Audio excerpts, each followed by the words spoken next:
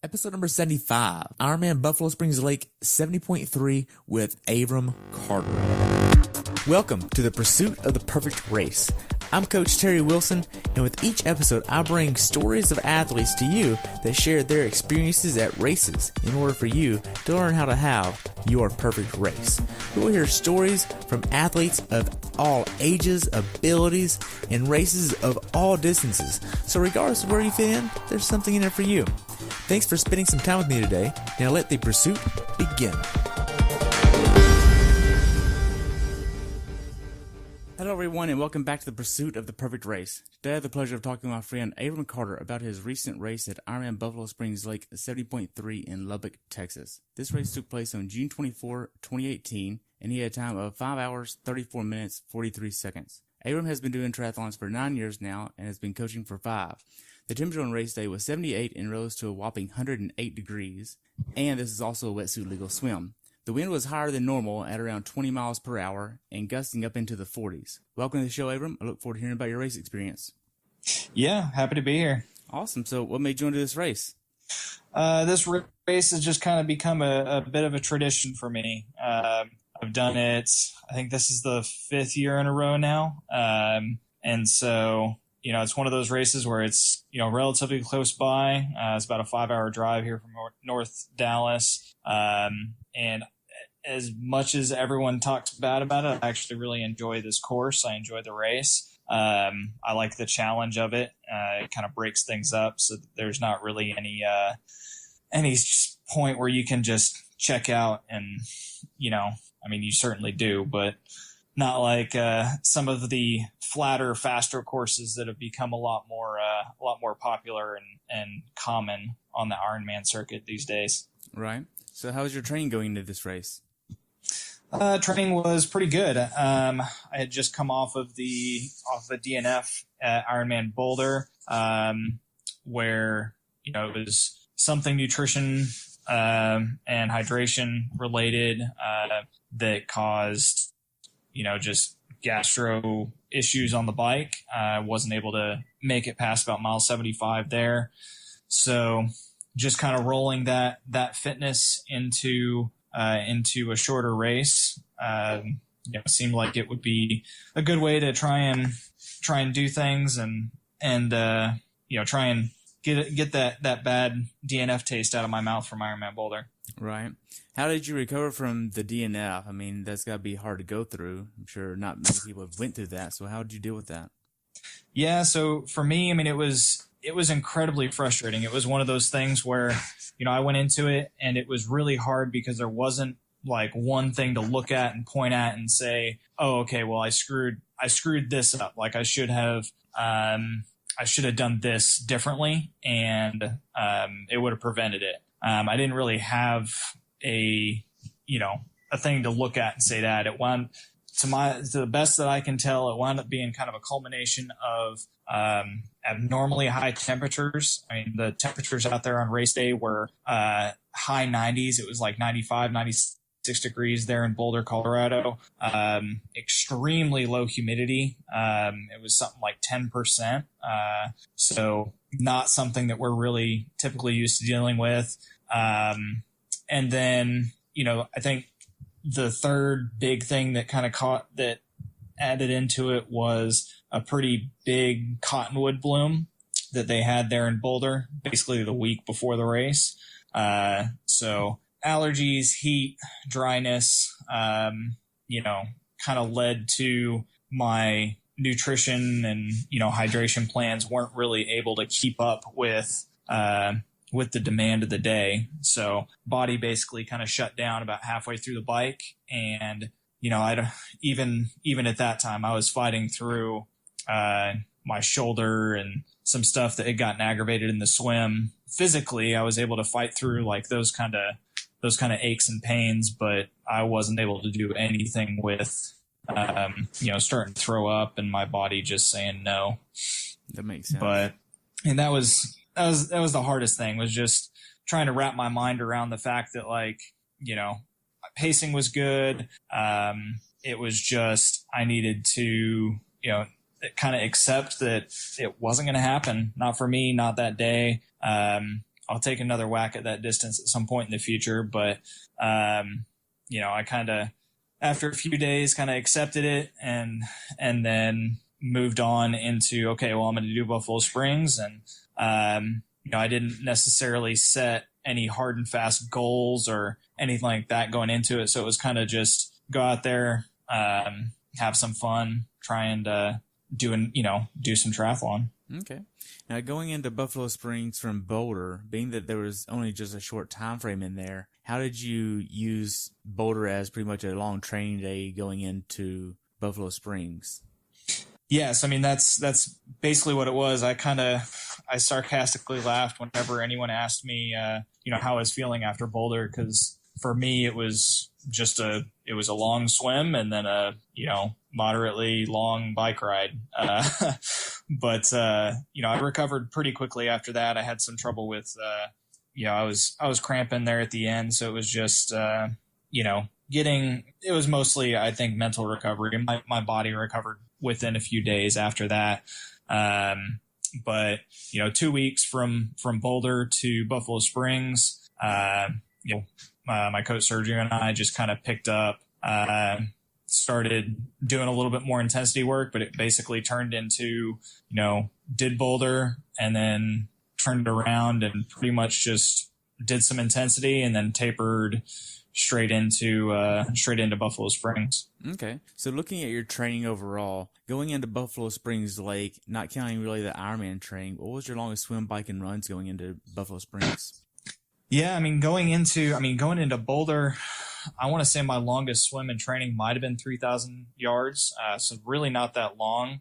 Bike rides getting up to, 80 miles. So again, not that long. I had a kind of nagging calf injury problem, that slowed down my running a little bit. And then I actually got sick. I actually had shingles, about 8 weeks out from Ironman. And that really derailed my run training. So I wound up doing, a lot of work on the elliptical, just trying to keep that fitness, without, putting as much, pounding on my body. So I did a 2.5 hour run, kind of mixed between elliptical and treadmill. I did that a couple of times, but, overall, I mean, not as high of a load as, than I've seen some of the people training for, Ironman distance events.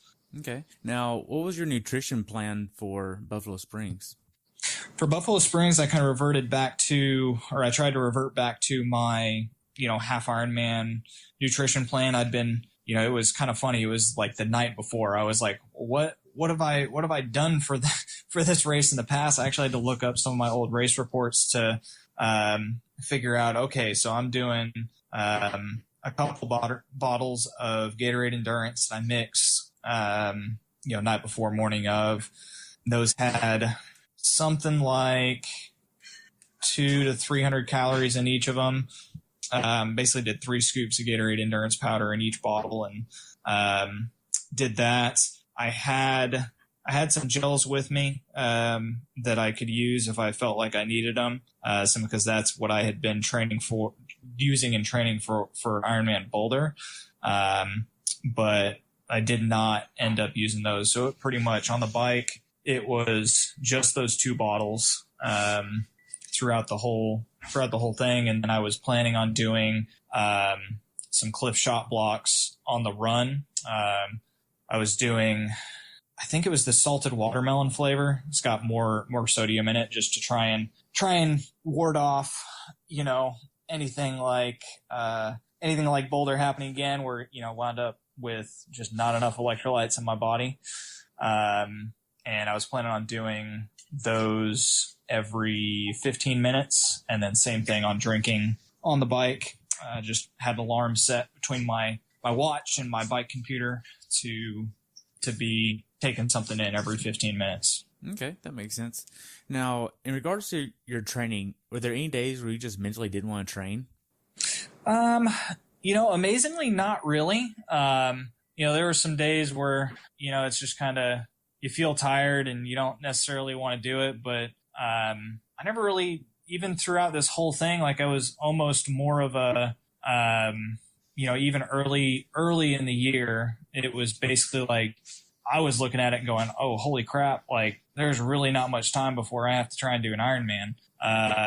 So just kind of getting me out and, trying to put the work in so I could do it. My hardest thing is just swimming's not my favorite of the three. And especially when it's always, at 4:35 in the morning when you have to get up out of bed and then go jump in a cold pool. So that one's always my hardest. That's one I have to, really talk myself into, but, didn't really have too much trouble with it. Okay.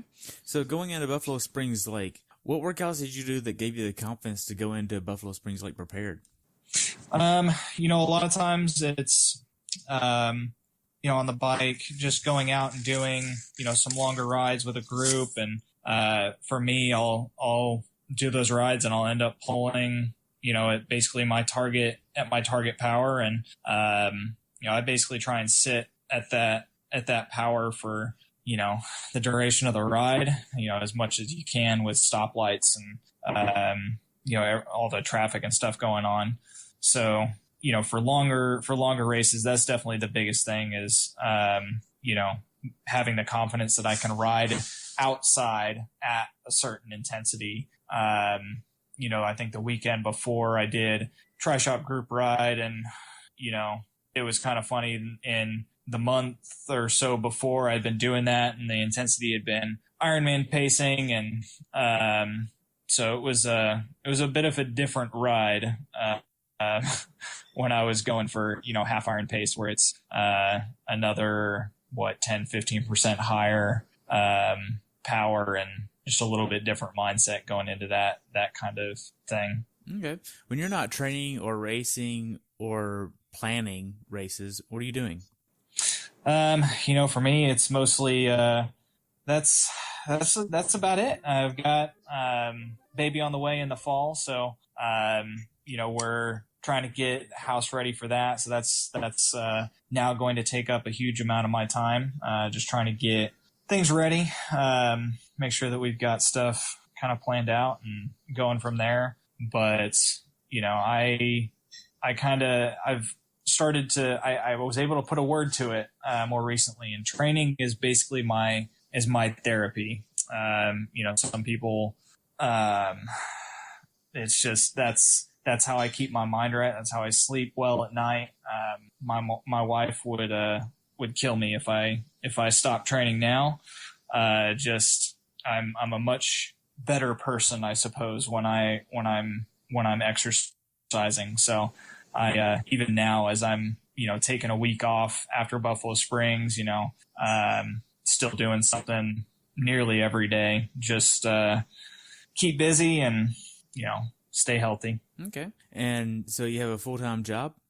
Yep. Full-time job. So I'm the e-commerce director at Tri-Shop, just working on getting, keeping their website rolling. So, getting products up there and, managing all the things that kind of go along with that as far as, sales and shipping and everything, correspondence wise that goes into, a e-commerce site. So, I'm doing that. Okay. Now, all during the week, pretty much. Okay. So you're working a full-time job. You're also having a wife and a growing family at home. How do you balance life, work, and training?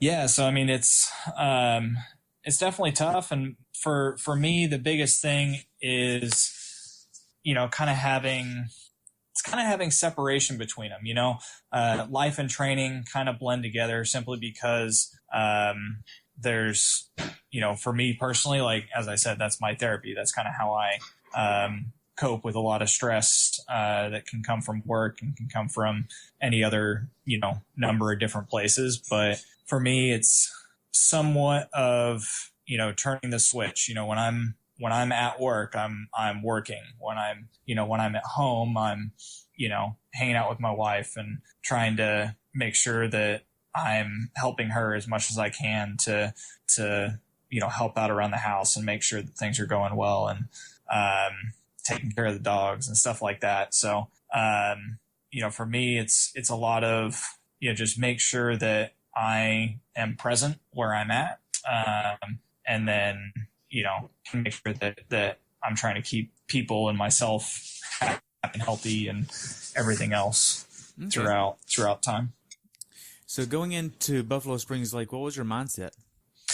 My mindset, I was fairly confident. It's a race that I've done, times before. And so I knew the course at a bare minimum. I knew what the course had in store for me. The weather out there is always a bit of a mystery, but it was going to be really hot. It was going to be really windy. So I knew that going in.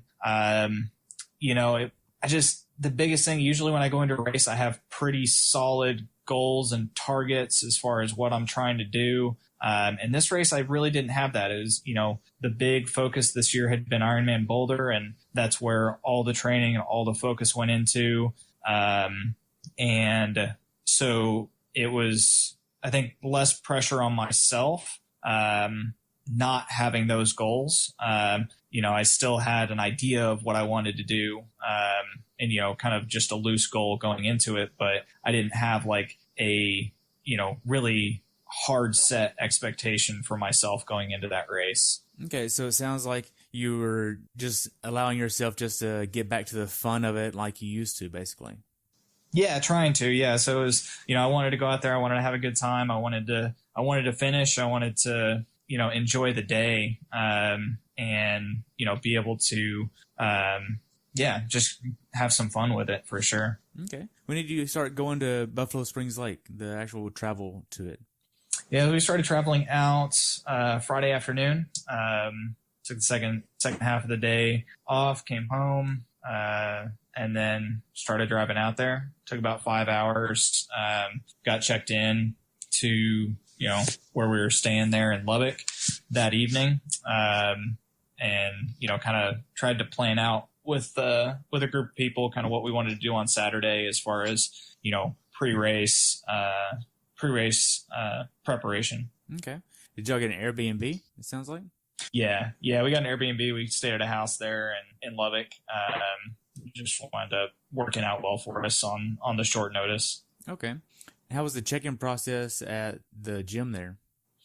Yeah, so at the race, it was actually kind of interesting. So they did it there in Texas Tech's basketball stadium, which was pretty cool. It was pretty smooth check-in process. Kind of had to walk all the way down through the expo to get to where they were going to, do the check-in and things like that. But once you make it all the way down there, you kind of sign your waivers and go get your packet, and then head back out. I had a little bit of a complication. I discovered my rear brake was rubbing, so I stopped by bike maintenance there to have them check out my back brake and get that figured out. Okay. So what was the last workout that you did the day before the race? Yeah, last workout was the very last one was just a short run. So we went and posted up at about the 20 and 30 mile markers out on the course, basically an intersection where they do a few out and backs, and that's where the kind of technical descents are on the bike course. So took a couple people out there that hadn't done the race before and kind of talked them through, what they were going to be expecting coming through that. And we rode up and down the two sets of switchbacks, and just a short run off the bike there, just to make sure that everything's working and do things. I'm glad I did that, obviously, because I found the rub in the brake and was able to get that fixed before the race. So good. I personally didn't end up swimming. We did go to the lake just after that, and the two athletes that I was with did swim. I did not because of the shoulder irritation I had at Boulder, so I was just saving it for the race. Okay. Now, did you have a certain meal you wanted to get the day before the race to make sure you're nutritionally prepared? I don't really have a hard set, meal. It almost always seems like I end up going to, Mexican restaurant or something like that most people would just like cringe and be terrified of before a long race like that. But, it seems like I almost always end up going to a Chuy's or some other, Mexican restaurant to just get some food. And I think for me, the biggest thing is just getting enough food. I think before Boulder, well, I don't know that it really played into it, but didn't end up having a very big meal the night before the race. At that point, at this point, it's kind of grasping at straws for, differences between the normal routine and what happened that day. But no, I don't necessarily have anything specific that I'd seek out. Okay. So how much sleep do you think you got the night before the race? Oh, the night before the race, I probably got 4 or 5 hours of sleep, maybe. Not a whole lot, just with the early wake up time, trying to get into transition before the line gets super, super long. With that race, it's 6 hours. I got 6 hours of sleep. It's not too bad. Okay. But that race, getting into the park, there's only one road, it's one lane, and so I always try and get there early so that I'm not stuck back in traffic, stressing about how am I going to get down to transition and stuff like that. So try and get there early for that race. That's one of the few where I'm like, no, we need to get there plenty early. Okay. So before you leave the Airbnb, what's your race day morning ritual look like? For me, it's get up, get some coffee in me, eat a little bit of breakfast. Usually ends up being, a bar of some kind, Pop-Tart, something like that, just to get some calories in me. At this race, bike check-in, it's on race morning, so make sure that I've got all the equipment for my bike, my nutrition, and then, just head on out there. Once we get to the race, it's, unload the bike, air up the tires, so that I don't have to carry the pump down with me. Somebody else doesn't have to carry it around all day. And then, start making my way out towards transition. Okay. So how much PSI did you use for this course? What's that? How much PSI did you use for this course? On this course, I think I wound up running 100 PSI front and rear. I was using rented 808 NSW wheels with Conti GP 4000. I think they're 23C tires on them. So that tire ends up being a little fatter on those wheels.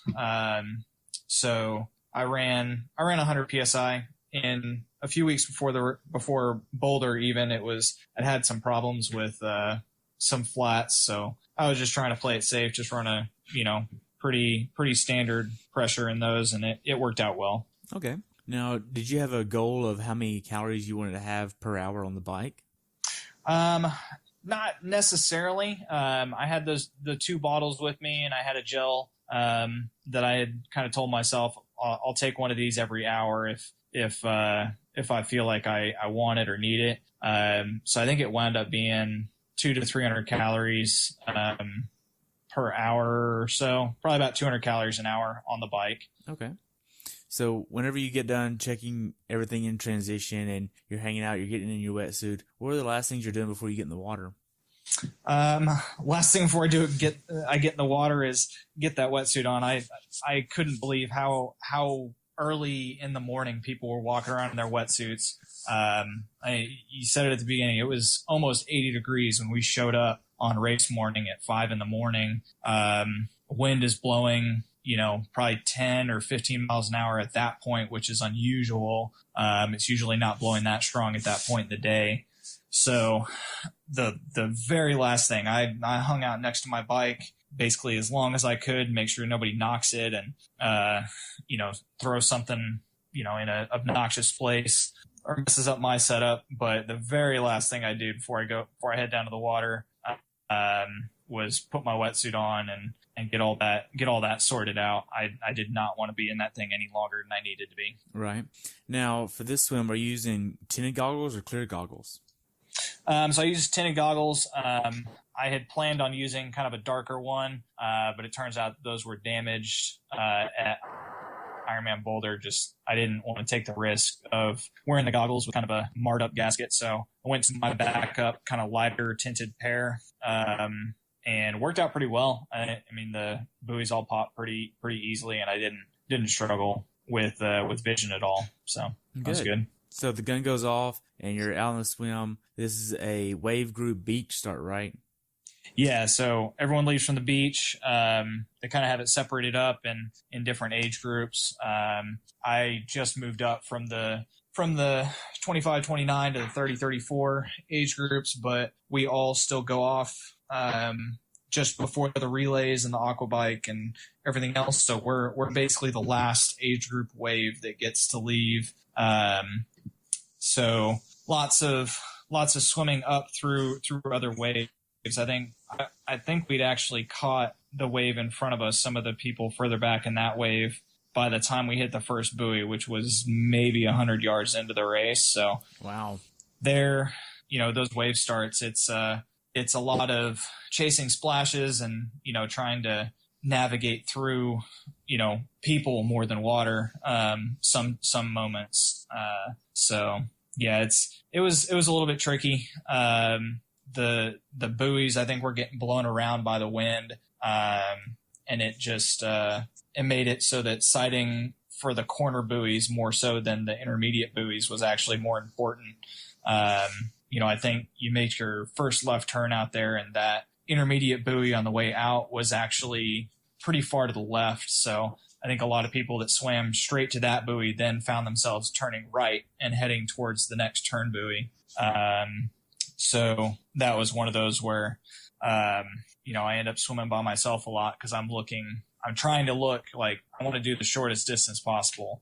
So I'm looking for the turn buoy more so than the closer orange one, which, separates, a lot of times it ends up with me swimming by myself. And it definitely did after that next turn buoy. Lots of people were swimming off closer to shore, on the right. And I was terrified. I thought there was a buoy in there someplace that I'd missed. And so I spent a lot of time and energy, like looking up, kind of rugby or, water polo swimming, looking around for a buoy that, surely I missed because everyone is swimming off to the right of me, off towards shore, off towards this little cove. And I'm like, nope, the only buoy is that big yellow one, way over there. So swam by myself for a big portion of this race. Simply because of that, just trying to swim straight on the buoys. Okay. So you get done with the swim there. Did you take advantage of the wetsuit strippers there? I tried.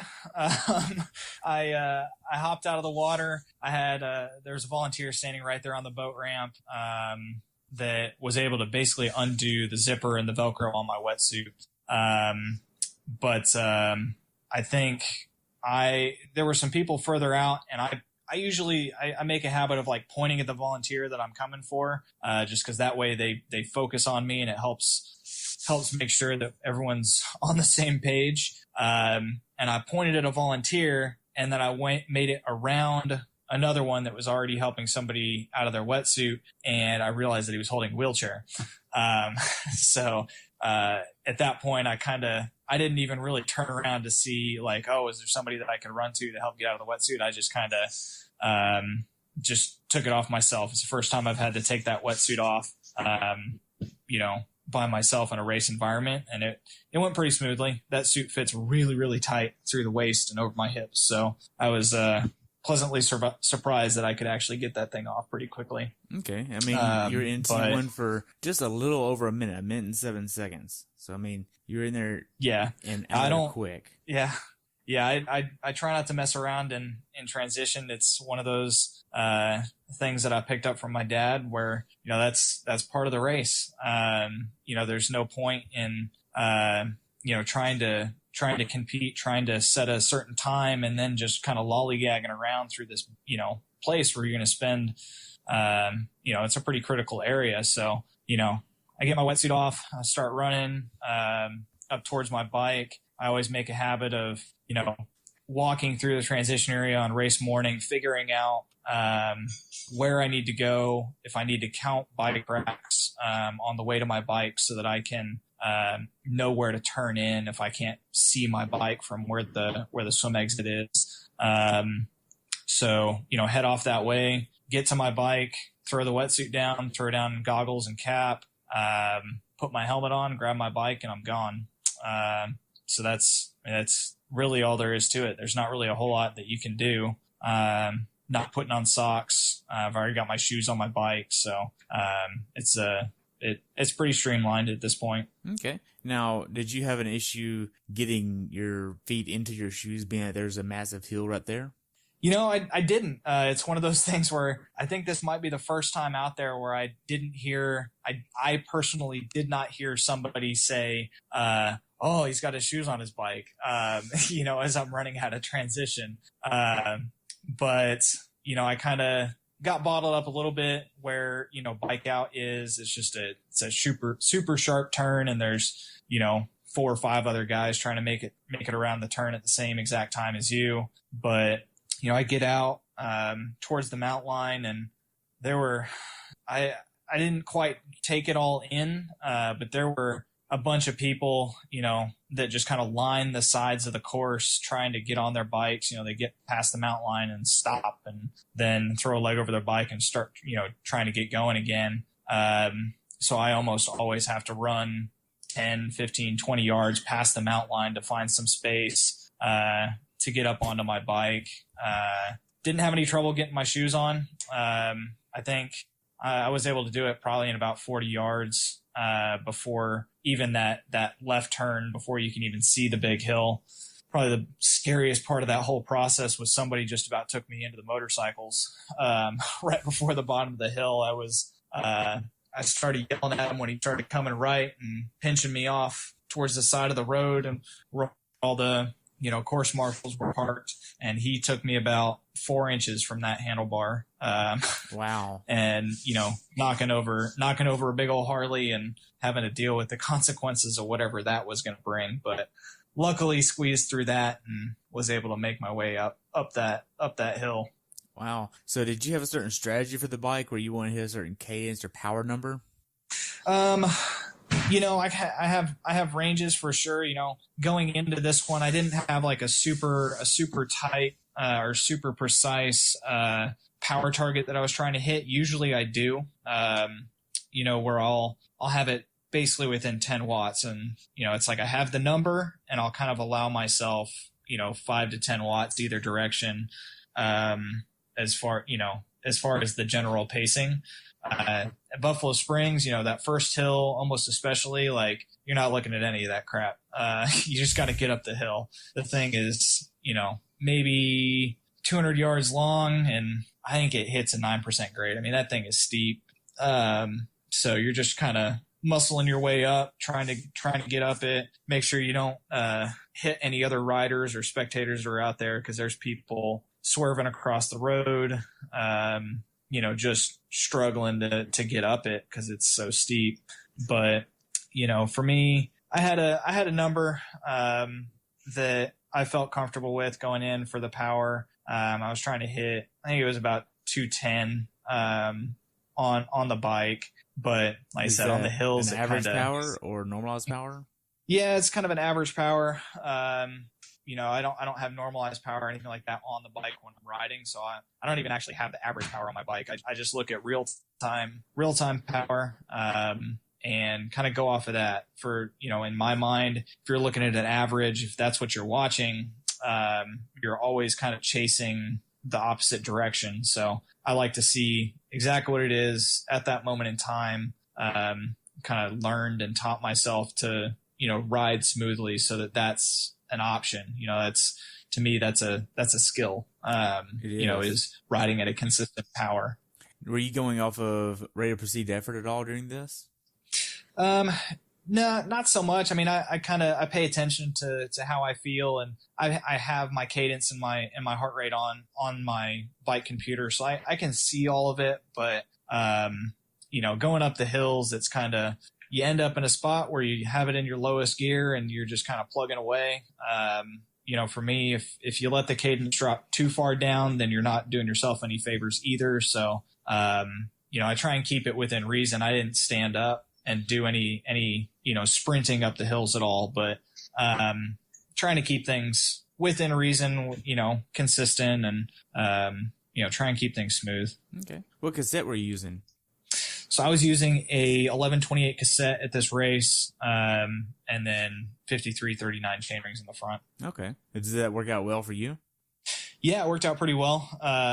with the wind out there, in regular training with wind like that, almost certainly would have been in the small chain ring trying to push back into that headwind. But, race day, no traffic, no stoplights, none of that.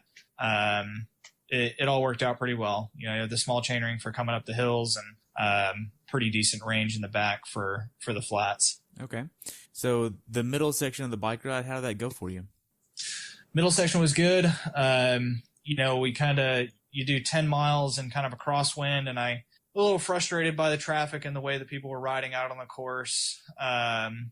But made it through that into the into the first big headwind section. And then it kind of, takes you across and then back north towards Ransom Canyon where the switchbacks are. So that for me was probably that was one of the most fun portions of the whole thing, just because, you've got a, 20, 25 mile an hour tailwind, pushing you. So you can kind of put it in the hardest gear you've got and just push, along with that. I remember, just consistently looking down and seeing, 32, 33, going with that tailwind, just, 53.11, just kind of pushing along with it. And then we got, this year we actually went down the first set of switchbacks. And so I was kind of excited about that because I knew, there wouldn't be anyone coming back the other way. So I'd basically have the whole road. I wouldn't have to worry about, people running wide or, bottles and stuff like that being in the middle of the road. So that for me was fun. Here in Texas, we don't really have much of an opportunity to descend. My motorcycling, motocrossing background, I like that stuff. That's a lot of fun for me. So, getting to cruise down those, real fast, pass a bunch of people, doing all that, and just kind of exercise my skills on the bike, is a lot of fun for me. So it's one of those few courses where, that can make a difference. I don't look down on courses like Galveston and things like that necessarily, but they're just not fun. You don't have parts where you can actually, test yourself and, actually come down a hill, come around a corner real fast. So that was a lot of fun. So how were the aid stations? Aid stations were great. I passed by the first couple. I had water, in my front hydration system. I had Gatorade and bottle cage behind the seat, bottle on the frame. So I didn't really need anything for a good while. I think it was coming down at about mile 25 when I probably took my first water bottle. But that was all that I took on the bike, was just water. The volunteers out there were great. They seemed like they knew what they were doing. Trying to move the bottles with you a little bit, as you come up. I'm trying to do them some favors, just having gained a little bit more experience myself where, you're not going to hit an aid station like that at 25 miles an hour and take on any bottles. So, right. You got to slow down so that you can actually grab the things. And, then it's, squirt water, all over myself, get it, into my mouth and then into the bike. If I can empty the bottle in that amount of time as I'm rolling through that, then I'll get rid of the thing and just kind of move on from there. Okay. So they did a really good job. So as far as the quality of the road for this bike course, how was it? For me, it actually really wasn't that bad.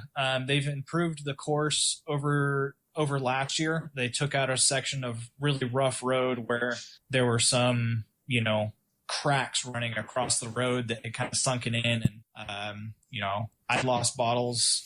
I can't tell you how many other people lost bottles in those types of sections where they just kind of hit the ejector button on those things. So this year, I thought the course, the road quality was really good. It's chip seal, but it's also West Texas, so it's melted. So it's kind of probably about the smoothest version of chip seal that you can get. And I never had a problem with the roads out there at all. Okay. Did you see much flats out there? Really didn't. It was actually one of the things that kind of struck me, not immediately, but later on, that there were not nearly as many mechanical issues as I saw the year before. I have no idea if that was just where I was at on the course, at any given time, but it seemed like there really weren't that many mechanicals out there, which was, it's always nice to see. Okay. Now, how do you know how hard to push in the earlier stages of the bike so that way you don't burn out or go too much towards the later end of the bike ride? Yeah, for me, I use the power meter for that. I this race, I wasn't watching it super, super closely. I was kind of going off a feel and just what, felt like the right power. But, with that, I use power a lot. I use it in training, and I certainly use it in racing where, it's kind of, some days it feels like a secret weapon, when you're pushing back into a headwind and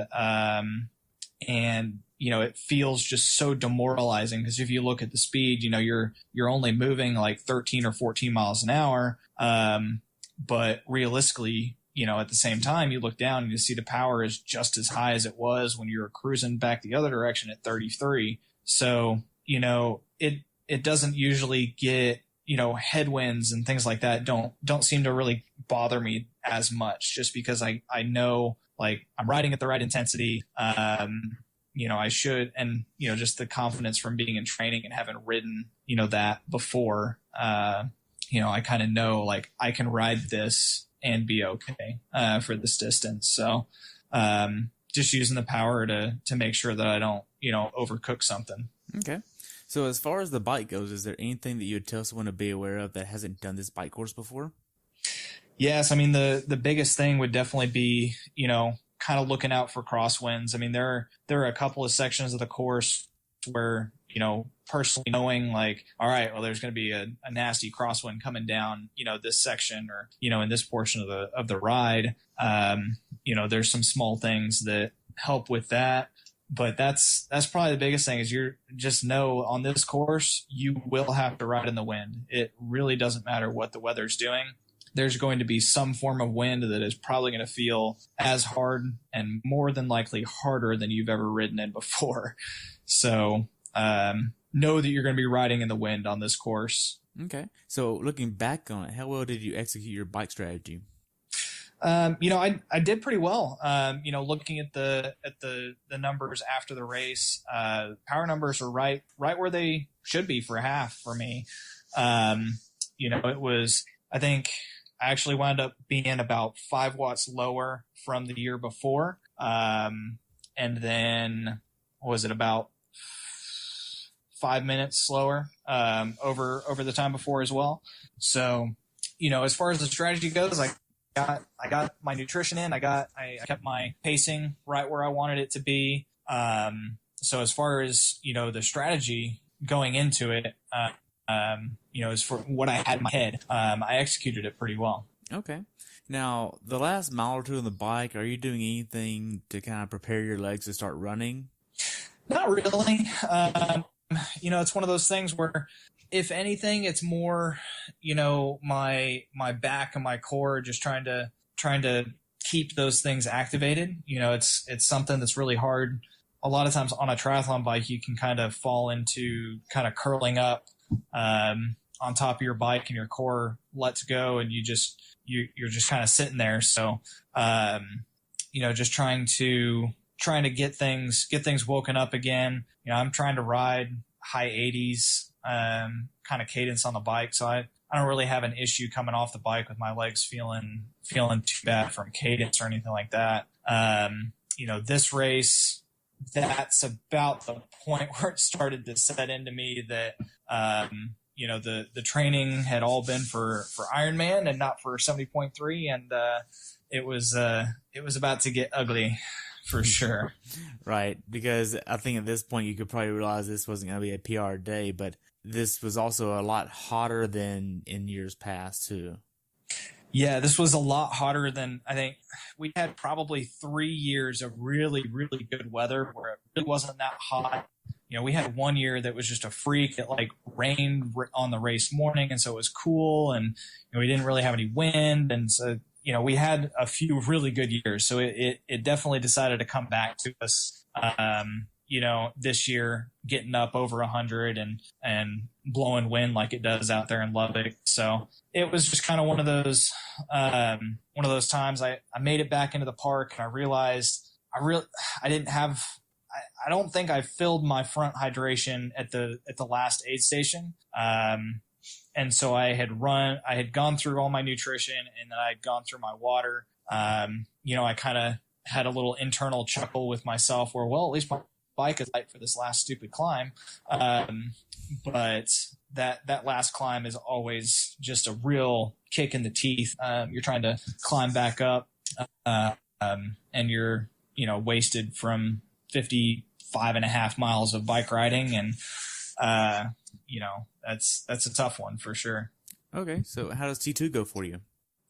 T2 went really well. Coming down off the bike, for Buffalo Springs, you have to climb up from the dam onto the top of this, this hill, and then you have a little flat section on top of it, and you head straight back down into transition. I kind of made the race day decision in the moment that I was going to take my feet out once I got to the bottom of the hill, instead of doing it at the top. When I hit the bottom, started taking my shoes out, everything went well. It was just my legs were starting to give up at that point. I had some cramping in my hips, and I'm sure I freaked out a few people coming around that last corner, really, really wide, really close to the gate with my leg all stuck out. But it was really just trying to keep things from cramping too bad. Wow, I can only imagine like seeing you hanging off your bike with one leg out in the middle of nowhere. It's pretty funny. So yeah, I mean, it really was just that. So you get done with T2, you basically just go in there for literally a minute and a half ish and head on out. Did you realize that it was going to be hotter than normal by then? At that point, it didn't really feel like it was, any hotter than normal. For me, get in there and, this race, I had to put on socks. So it was a little bit longer transition than it might have been, but, I just hadn't been able to put in the time to try and get my feet ready to run a half marathon without socks on. So, throw on the socks, throw on the shoes, grab my visor, grab my, my race belt, my nutrition, and head out of there. They're handing out water right there at run out. So I took some of that, tucked my nutrition away, got my race belt over my head, and just kind of moved off. I was hoping that my legs would come underneath me. I knew that I hadn't done anything too crazy on the bike, so I think at that point I was still hopeful that I could run fairly well just on the way down the chute. But it was probably about a quarter of a mile in when I realized the real toll that bike had taken on my legs, just not having ridden and trained at that intensity for any period of time. I started to cramp hard and heavy real early. Just made it maybe about a half mile in, and my leg locked up for the first time. And so I had to stop and kind of get that under control, and just kind of mentally accept that it was going to be a longer run that I had been looking for. Okay. So what was your strategy going into the run? So going into the run, I was going to do the run mostly based off of feel, just play it conservative at the beginning and just, try and run an easy pace. I was going to do, a block every 15 minutes or something like that, just to keep some nutrition going in. I've always, at this race, I've been able to run through aid stations without any problem. I'm usually able to grab a couple cups and squeeze them tight and get that down. But, going into it, I was hoping to run, a little under 2 hours and, just kind of make my way through it at a conservative pace and try to pick it up kind of in the third quarter, I suppose, of that run. Okay. Now, how did the first few miles go for you?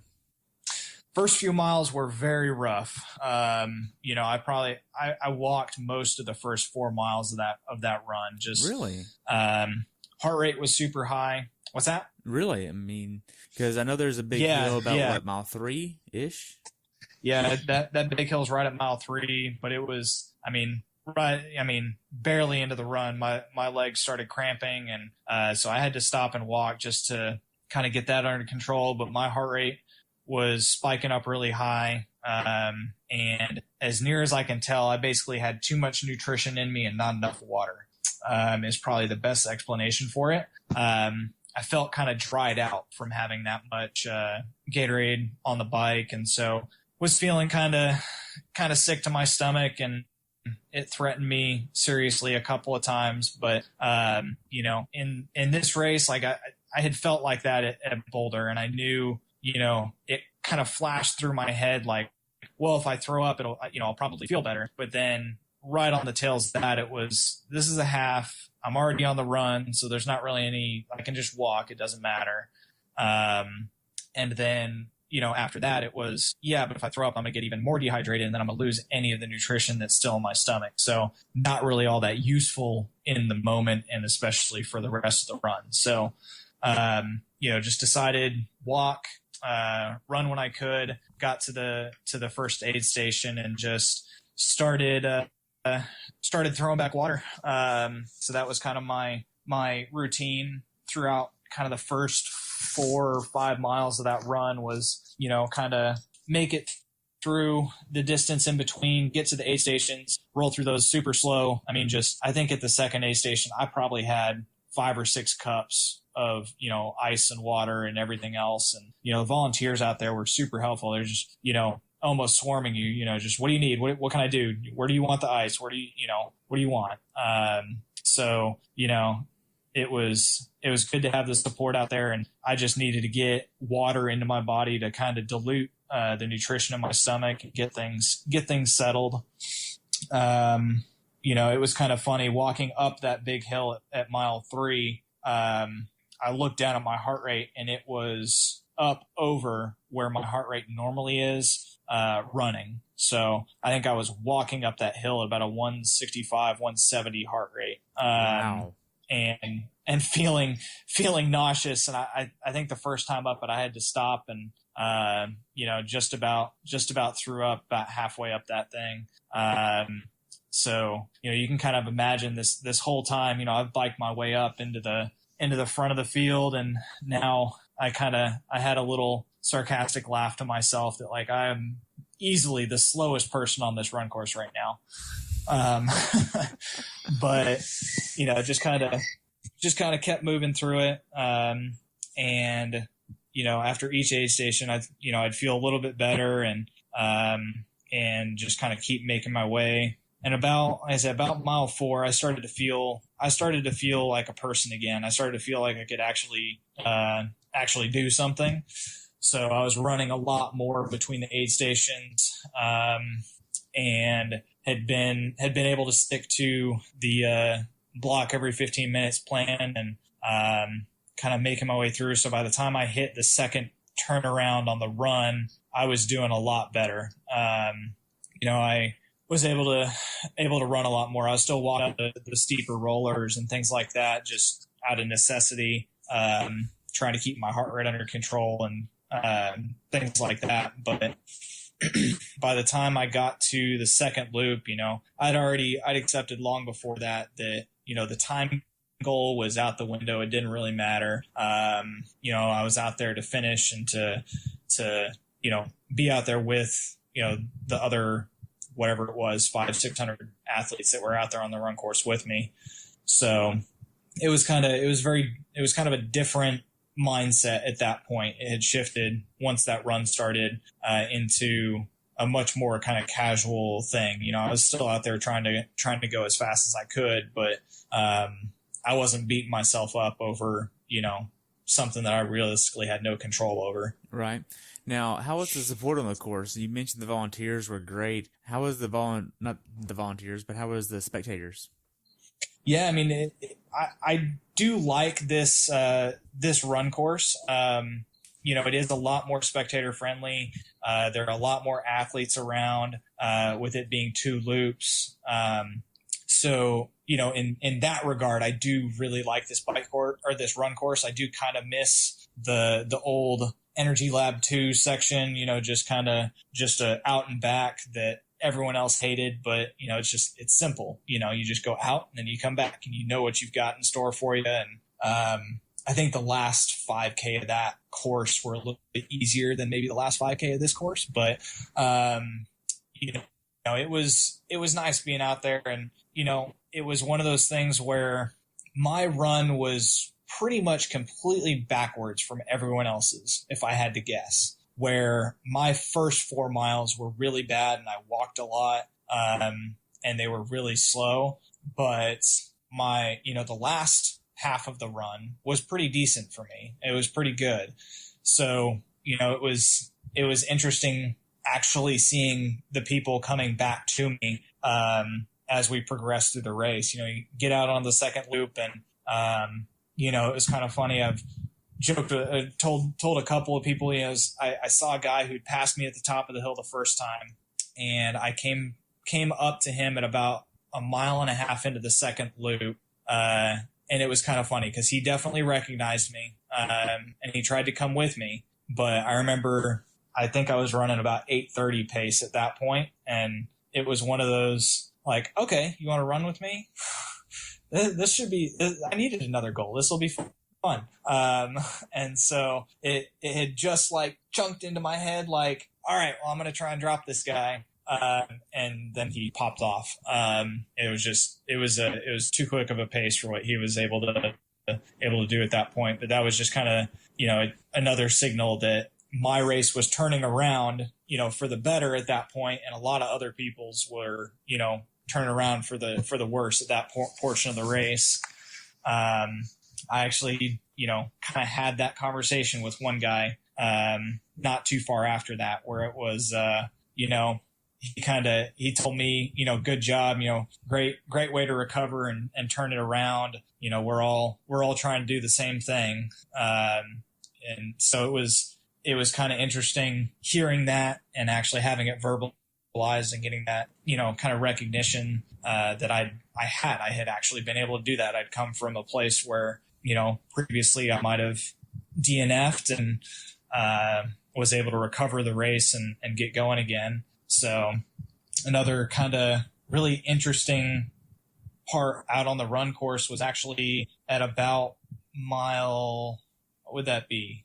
Probably 8, where I was coming up on a guy who I knew he had been running pretty quick out on the course, had come past me, and he was walking at this point. And as I got closer, I could hear him kind of beating himself up. Like he was obviously very frustrated and upset with the way that his day was going and how things were at that moment. And I tried to do what I could as I came past this. He had said something like, that it was something getting down on himself. And I just said, it's all right, man. We're going to get there. We're just going to keep moving through it. And I think I'd surprised him. I think I'd snuck up on him a little bit, or he'd been kind of in his own head. And he kind of snapped upright real quick and gave a thank you. And we kind of kept going on our way. So that was one of those kind of cool moments that, you just try and give back, I guess, is part of it. You offer your support when you see people struggling, and, try to make the best of your own struggles when people are offering it to you. So it was pretty cool. Good. So the last 800 yards before the finish line, how was that for you? It was pretty good. At that point, you're kind of running downhill. You come across a bridge, and me knowing kind of where I was at on the course, just as a based on experience from prior races and stuff like that. I knew how far I had to go, and so I had gotten back to the point where stomach was under control. And I was back to the point where, all right, my legs are gonna cramp again. So I was pushing about as hard as I could for about the last mile. I caught one of the first guys that passed me, a relay runner. I caught him with about a mile to go, and I told him as I came past, all right, we got less than a mile. Let's keep it going. We're gonna get there. And just kind of tried to keep the hammer down as hard as I could through that whole last section and just get there. But yeah, I mean the last section of this run course is all flat. They had it gated off this year, so it was there's no traffic or anything like that. So it was nice. You kind of head down, and it's kind of funny.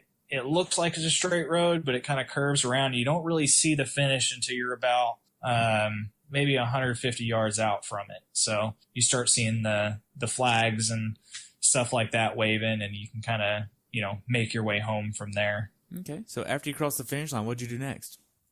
I took my wife's advice and I stumbled just a little bit, which ensured that the two ladies that were standing there at the finish line would grab me and walk me straight into the med tent. It wasn't entirely on purpose. I was cramping all the way throughout that run, but it's just one of those things where you finish, and I don't know how they expect anyone to be steady a step after the finish line of a 70.3 or an Ironman or anything like that. So I always kind of look back on those finish lines and kind of laugh like, no, I'm not okay. I just did a 70.3, but, stumbly step, kind of made my way, got into the med tent and got settled down there. They gave me an IV, or I had they've got plenty of nursing students out there with the university. So they got plenty of helpers, pushing IVs. So good. Definitely. That's one of those things that you almost always end up there. Good. So if you could change anything about your race and do it over again, what would you change?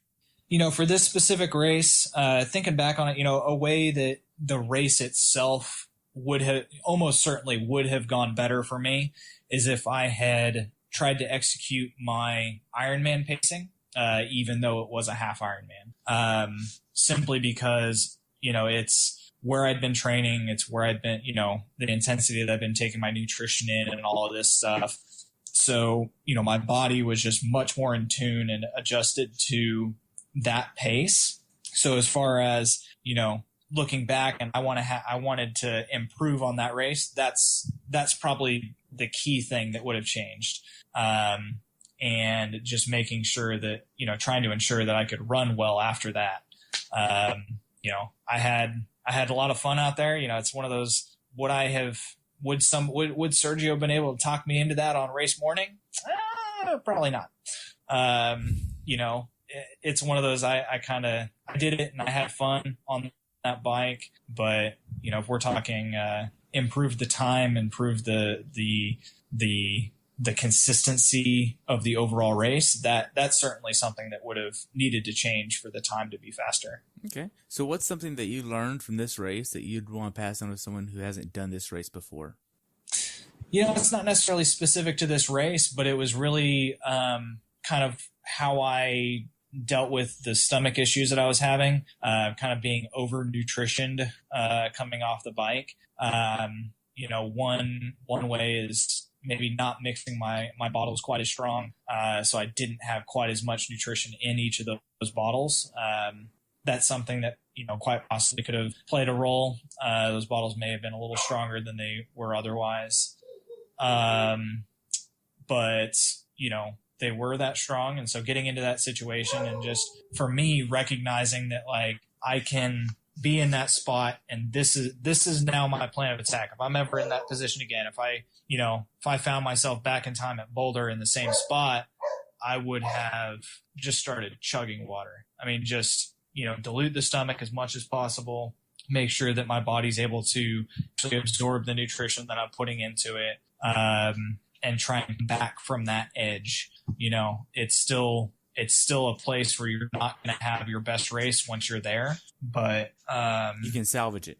You can salvage it. You can come back from that spot. So that's probably the biggest thing that I learned, and that was how I dealt with it. It's a lot of taking cues from your body as far as what are you feeling, what is the actual, what actually caused it for me, it was too much nutrition. So I needed to get water and to dilute things and kind of rehydrate myself a little bit while I had the opportunity, and, make my way back from that position. Okay. So it sounds like that perhaps the concentrated mix that you had at Boulder was a little bit too concentrated and you weren't getting enough water. And then kind of the same thing here, but you need to recover from that, right?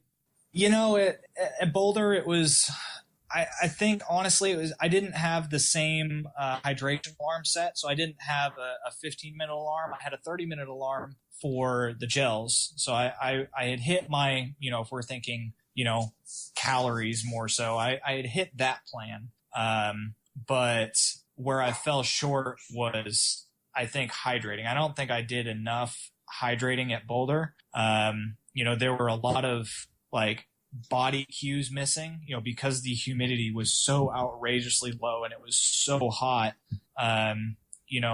Coming from Texas, I'm used to sweat being on my arm, even when it's dry out here, even when it's hot, you have sweat on your arm. Yeah. You're used to that feedback. Or running down your face. Yeah. You have that feedback coming. And so the absence of that, I think, really threw off my feel for I need to take a drink. And so, with that, I needed to have a more frequent alarm set to remind me to drink, up there. So it wasn't really that it was too strong. It was that I wasn't drinking enough of the Gatorade that I had with me. I still haven't found anything scientific to back this up, but I will continue to believe that the altitude affected the taste of that nasty, nasty stuff, because it was terrible up there on that day. That orange Gatorade was caustic.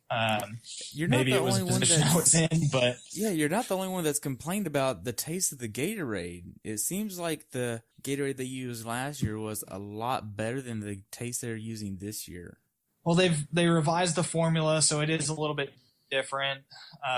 But I mean, I had a bottle, I had one that came back with me. So it's the exact same stuff. It's in the bottle. It's the premixed stuff, and it didn't taste as bad here. I tried it the following week on a ride. It was still hot, here in Dallas, and it was just, it was not the same thing. It was, much worse up there at altitude, which was really interesting and not something that I had ever counted on. But, it was just one of those things that you have to take in stride and deal with. And, when I was racing, I there in Boulder, I wasn't paying enough attention early on to drink it when I could.